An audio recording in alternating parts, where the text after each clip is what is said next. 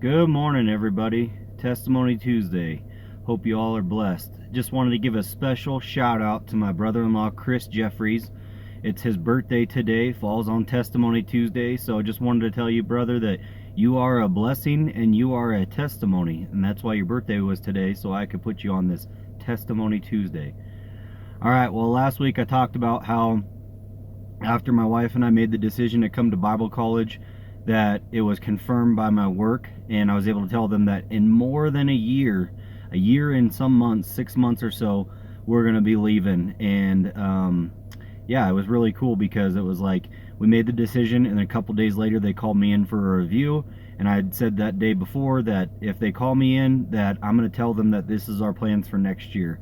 And that happened the next day, which was a couple months ahead of schedule, but for me that was confirmation.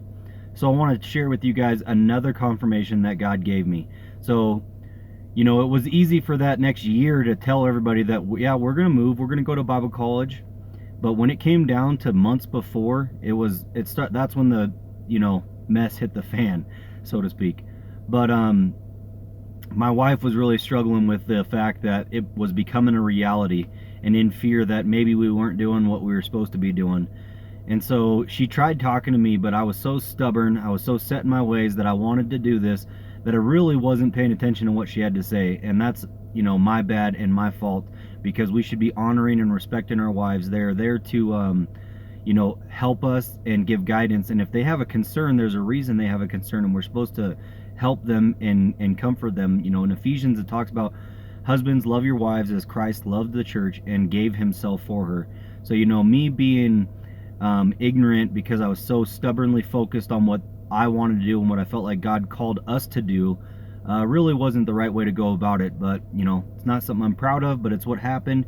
But what she did was Amy started praying to God, and she said, God, I'm not really sure that this is what we're supposed to do, and if it's not what we're supposed to do, you need to tell Joey, because Joey's focused and he's set and he's wanting to do this, so you need to let him know. That way we can make a decision.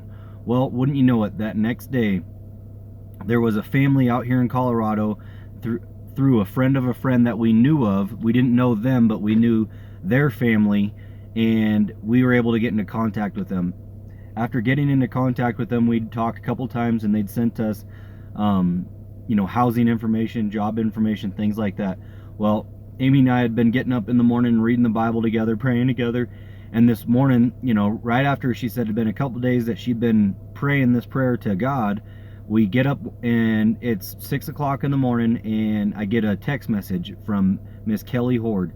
And Kelly says, hey, we have some friends out here in Colorado that are going to be leaving for the summer, and they're looking for somebody to caretake their property for the months of June, July, and August. Would you be willing to do something like that?